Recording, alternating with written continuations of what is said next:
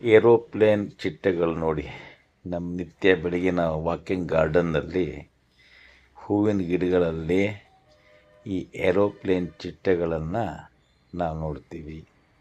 Aeroplane ಚಿಟ್ಟೆಗಳಿಂದನೇ aeroplane ಕಂಡುಹಿಡಿದ್ರ ಗೊತ್ತಿಲ್ಲ. ಆಕಾರ ಅದೇ ರೀತಿ ಇರುತ್ತೆ, ಹೆಲಿಕಾಪ್ಟರ್ ರೀತಿಯೇ ಇರುತ್ತೆ ನೋಡಿ. ಇದು ಹೂವಿನ ಮಕರಂದ ಹೀರಕ್ಕೆ ಬರುತ್ತಾ? ಖಂಡಿತ ಬರಲ್ಲ. ಇವು ಮಾಂಸಾಹಾರಿ ಚಿಟ್ಟೆಗಳು.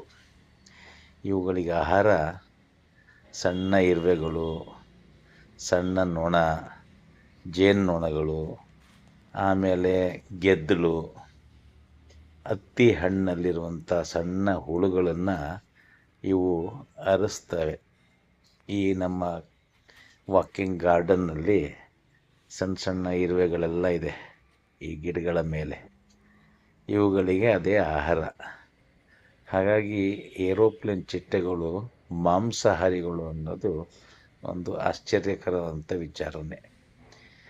ಪೂರ್ಣಚಂದ್ರ ತೇಜಸ್ವಿಯವರು ಈ ಏರೋಪ್ಲೇನ್ ಚಿಟ್ಟೆಗಳ ಬಗ್ಗೆ ಒಂದು ಪುಸ್ತಕನೇ ಬರೆದಿದ್ದಾರೆ. ಸುಮಾರು 17 ಅಧ್ಯಾಯಗಳಿದೆ ಅದರಲ್ಲಿ, ಬೇರೆ ಬೇರೆ ಕಥೆಗಳಿದೆ. ಅದರಲ್ಲಿ ಏರೋಪ್ಲೇನ್ ಚಿಟ್ಟೆ ಕೂಡ ಒಂದು ಪುಸ್ತಕ ಆಗಿದೆ. ನೀವು ಅದರಲ್ಲಿ ನೋಡಿದರೆ ಹೆಚ್ಚಿನ ಮಾಹಿತಿಗಳನ್ನು ನೀವು ನೋಡ್ಬೋದು. ಇದಕ್ಕೆ ವೈಜ್ಞಾನಿಕವಾಗಿರೋ ಹೆಸರು ಡ್ರ್ಯಾಗನ್ ಫ್ಲೈ ಅಂತ. ಇದರ ರೆಕ್ಕೆ ಇರುತ್ತಲ್ಲ, ಇದು ಪಾರದರ್ಶಕವಾಗಿರುತ್ತೆ.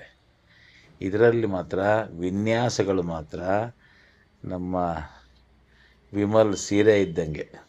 ಇದರಲ್ಲಿ ಎಷ್ಟೋ ರೀತಿಯ ಬಣ್ಣ, ಎಷ್ಟೋ ರೀತಿಯ ಡಿಸೈನ್ಗಳು ಈ ಚಿಟ್ಟೆಗಳಲ್ಲಿರುತ್ತೆ. ಅದನ್ನು ನೋಡೋಕ್ಕೆ ಒಂದು ಸುಂದರವಾದಂಥ ಚಿಟ್ಟೆಗಳು. ಹೂವಿನ ಗಿಡದಲ್ಲಿ ಕೂತ್ಕೊಂಡ್ರೆ ಹೂವೇ ಬೇರೆ, ಚಿಟ್ಟೆನೇ ಬೇರೆ ಅಂತ ಗೊತ್ತೇ ಆಗಲ್ಲ, ಆ ರೀತಿ ಕೂಡ ಇರುತ್ತೆ. ಮತ್ತು ಅದು ಪಾರದರ್ಶಕ ಇರೋದ್ರಿಂದ ಆ ಗಿಡದಲ್ಲಿರುವಂಥ ಎಲೆ ಹೂವುಗಳನ್ನು ಅದು ಪ್ರತಿಫಲಿಸುತ್ತೆ. ಇಲ್ಲಿದೆ ನೋಡಿ ಏರೋಪ್ಲೇನ್ ಚಿಟ್ಟೆ.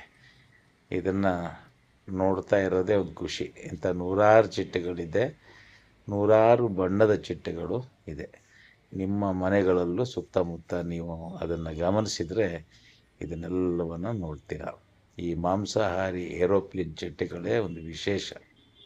ಇದು ನಮ್ಮ ವಾಕಿಂಗ್ ಗಾರ್ಡನ್ನಲ್ಲಿ ನಿತ್ಯ ನೋಡುವಂಥದ್ದು ಒಂದು ವಿಡಿಯೋ.